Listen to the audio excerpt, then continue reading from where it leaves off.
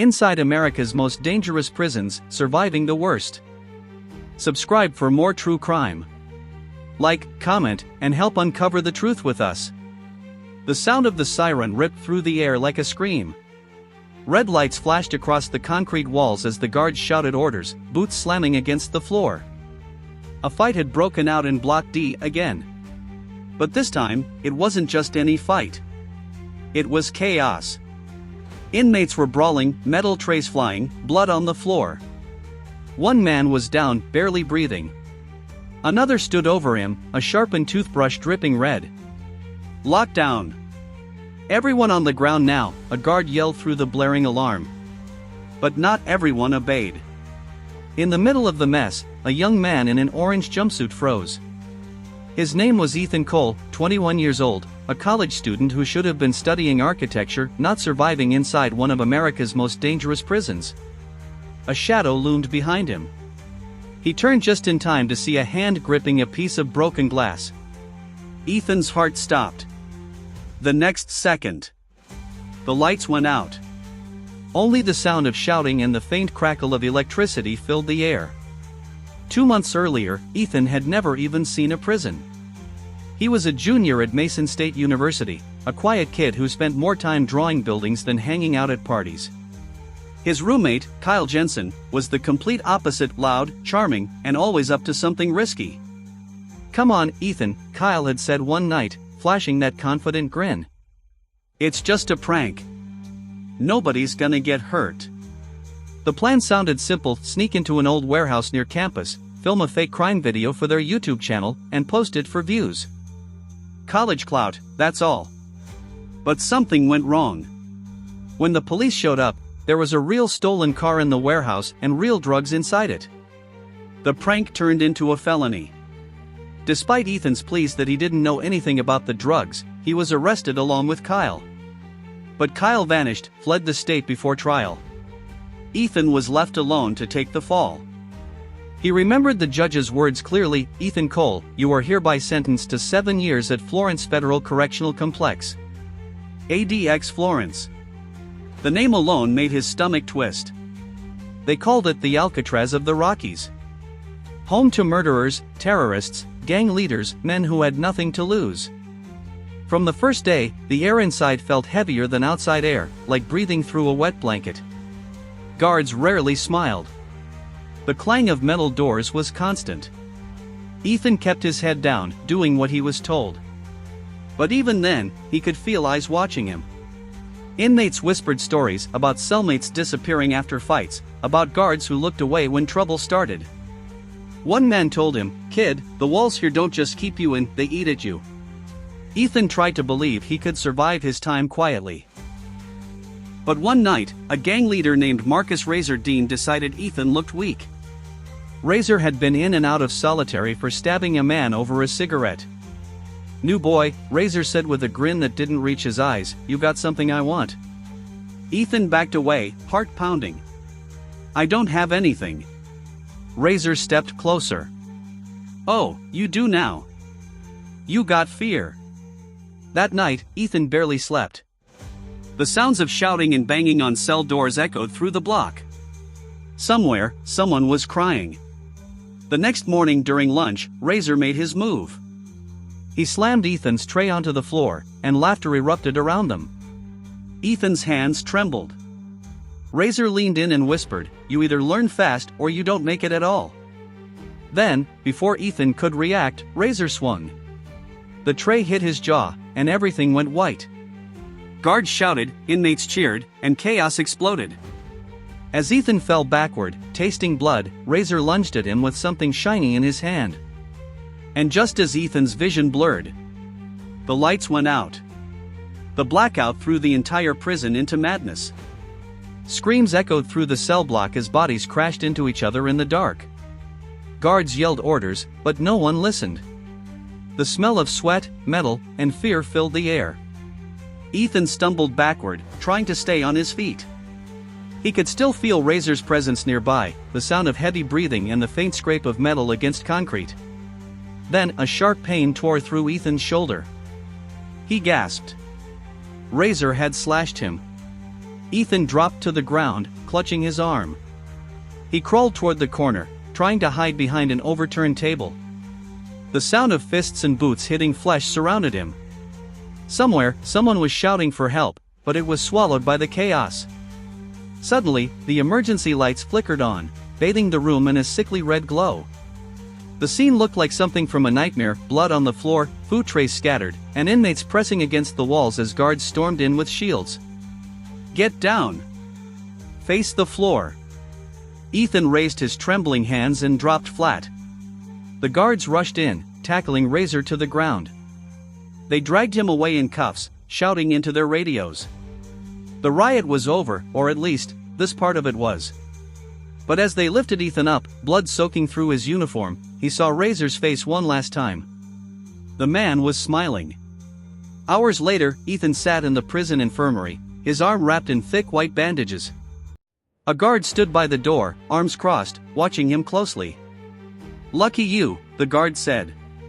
"Most guys who get on Razor's bad side don't walk out of that cafeteria." Ethan didn't answer. His head was spinning. He'd only been here 3 weeks, and already he'd been caught in a riot. When the nurse left, another inmate sitting on the next bed leaned over. He was older, with tired eyes and a voice rough from years inside. "Name's Cooper," he said quietly. "You the new college kid everyone's talking about?" Ethan nodded. "I didn't mean for any of this to happen." Cooper smirked. "Nobody ever does, kid. But this place doesn't care what you meant to do. Only what you did, or what they think you did." He paused, glancing at the guard. "You want to survive in here, you stay invisible. Don't talk too much. Don't make friends. Don't make enemies. Just exist." Ethan swallowed hard. "That's not living. It's surviving," Cooper replied. "And that's all that matters in here." Days passed slowly after that. Every sound echoed through the cold hallways: doors clanging shut, chains rattling, radios crackling. Ethan followed every rule, kept to himself, and avoided eye contact. Still, he could feel tension building, like a storm waiting to break. One night during head count, a rumor spread through the block: Razor had been released from solitary confinement. Ethan's stomach dropped. The man who nearly killed him was back. He tried to sleep, but the noise outside his cell wouldn't stop. Soft whispers, footsteps, the faint jingle of keys. Then, in the middle of the night, he heard it: someone tapping on his cell bars. "Hey, college boy," a voice whispered. Ethan sat up, heart racing. The voice was low, familiar, dangerous. "Miss me?" Razor said from the darkness. Ethan froze. He didn't move or speak. He could see Razor's outline just beyond the bars, his eyes glinting in the dim light. "You think you can hide behind the guards?" Razor whispered. "Ain't nobody safe in here, kid. Not you. Not your friends. Nobody." Ethan clenched his fists. He didn't have friends here. But the way Razor said it, it sounded like a warning. The next morning, Ethan noticed Cooper's cell door open. Empty. When he asked a guard where Cooper was, the man just shook his head. "Found him in the laundry room last night," he said. "Didn't make it." Ethan's blood ran cold. Razor's words echoed in his head. He wasn't just after Ethan anymore. He was sending a message. And deep inside those walls of America's most dangerous prison, Ethan realized something terrifying. He was next. That night, Ethan couldn't sleep. Every sound made his pulse race: the creak of pipes, the soft clatter of chains, the hum of distant footsteps. Cooper's death wasn't a random accident. Razor had found a way to strike, even under heavy guard. And now Ethan knew his own time was running out. The guards transferred him to another block for safety reasons, but even there, he could feel ice following him. The prison was a world where rumors spread faster than air. Everyone knew who Ethan was, the college boy who'd crossed Razordine. Some looked at him with pity. Others, with warning. During lunch the next day, Ethan kept to himself, sitting at the far end of the dining hall. He tried to ignore the whispers. But then he noticed something strange. The guards were quieter than usual, their radios buzzing with static and short, tense messages. Something was wrong. A moment later, a deafening boom echoed from down the hall. The floor trembled. Inmates jumped from their seats as the alarm blared. Smoke poured in through the doorway. Lockdown. Everyone to the ground. But it was too late. Another explosion followed, closer this time. A fight had broken out again, this time between rival gangs. Someone had smuggled in a weapon, maybe a pipe bomb, maybe worse. Chaos swept through the cafeteria like fire through dry grass. Ethan ducked under a table as inmates ran in every direction. Guards shouted orders, but no one listened. He could see Razor through the haze, standing on a bench, screaming something to his men. The man's face glistened with sweat and fury. And then Razor's eyes found him. Ethan's heart slammed against his ribs. Razor jumped down, pushing through the crowd, his blade flashing in his hand.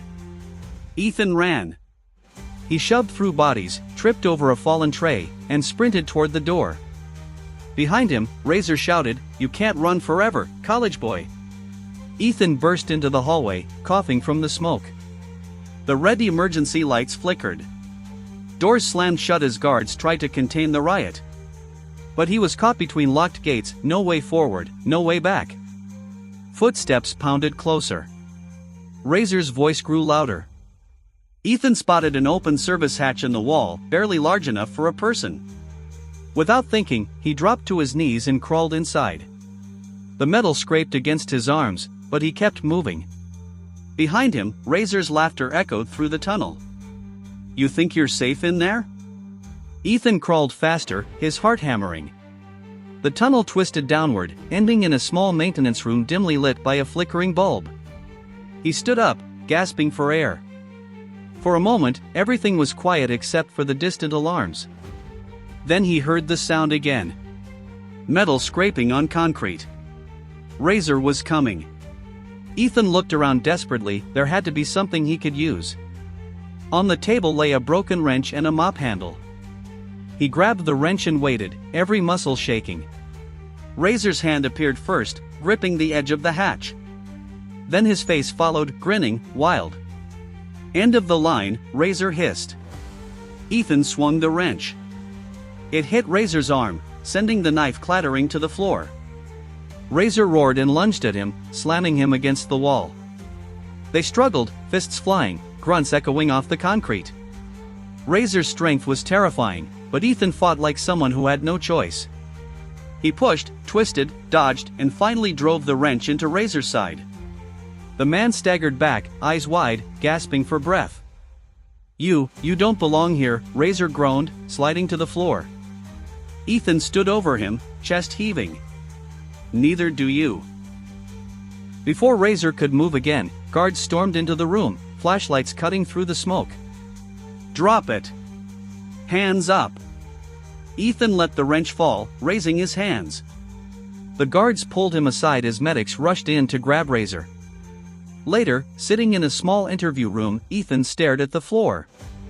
A senior officer entered, placing a folder on the table. "You got lucky today, Cole," the officer said quietly. "You shouldn't even be here. We checked your case again. Turns out your friend Kyle Jensen was caught in Texas last week. He confessed you didn't know about the drugs. The court's reviewing your sentence." Ethan blinked. "What does that mean?" The officer sighed. "It means you might be getting out." For the first time in months, Ethan felt something he hadn't in a long time, hope. But even as he sat there, free air only days away, his mind went back to the screams, the smell of smoke, the blood on concrete floors. Inside America's most dangerous prison, he had seen what people became when they were locked away too long, how fear could twist into rage, how survival could turn into something darker.